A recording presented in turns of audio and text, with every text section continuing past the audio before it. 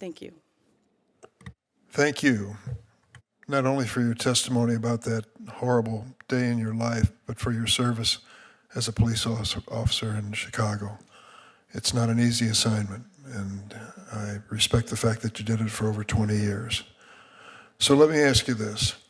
Do you think most policemen that you served with in Chicago or in other places would agree that bump stocks have no place to be sold in the United States? Yes, I believe most police officers would agree with me with that.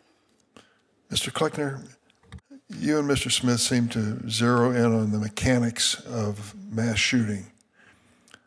When we think of the purpose of the Second Amendment for self-defense, sport, and hunting, is there a circumstance that you think in the ordinary course of life where you need to have that capacity of a firearm? Senator Durbin, respectfully, I think you're missing a category of why the Second Amendment exists. We wrote it shortly after overthrowing a tyrannical government, and I think that a bump stock, although has no application for hunting and maybe not very much for self-defense, I don't believe that banning this item would stop a criminal that's already willing to ignore so many other laws. You just mixed two things up. We talked about ending tyranny against the United States, and you talked about a criminal in the same breath. Fair. I don't understand. What I'm saying, sir, is, Senator, is that banning an item or making it illegal is not going to prevent a criminal from using it. It's already illegal for that shooter to be a mass murderer. It's already illegal for them to do many other things that the laws did not prevent them from doing. So let's stick with your logic. What's the point of banning machine guns? Well, machine guns, Senator, are actually legal. They are legal for some people to possess. They're just extremely regulated. And I believe... Is that a violation of a constitutional right to regulate that firearm? I think most gun laws are infringements of the Second Amendment, yes, Senator. Well, I think that's where we're going to part company, because I think most people would agree, even firearm owners in my own family, that reasonable regulation is not too much to ask if it means saving the life of innocent people. When you hear Mrs. O'Donnell's portrayal of what happened, you described it as a mass murder. Yes. You described it as horrific. And to think that some regulation might slow down the purchase of a device which converts a regular gun into an automatic gun, semi-automatic into automatic gun, is an unreasonable restriction on the constitutional rights. I think that's where we would disagree, certainly would.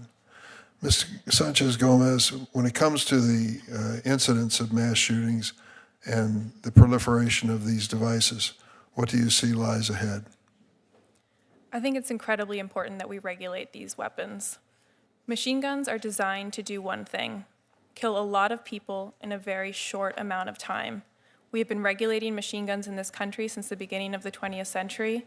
We made them unlawful for civilian ownership in the 1980s, and we need to extend into the future our regulation of machine guns to incorporate changes in technology, workarounds that the gun industry has found for the current state of the law.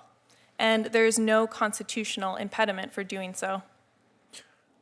I think of the situation just a few years ago in Highland Park, Illinois on the 4th of July, when people were assembled for a 4th of July parade, and there were many members of law enforcement there who were watching the scene and even marching in the parade, and a lone shooter got on the roof of a building and fired off, I believe, 83 rounds in 60 seconds, killing 7 people and injuring dozens of others.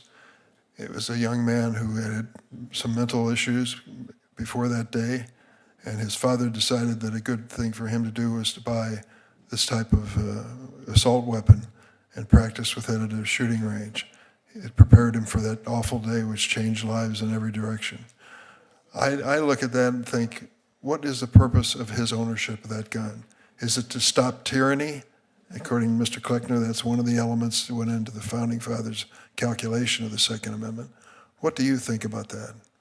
The Supreme Court has been incredibly clear that military-style weapons are not protected by the Second Amendment.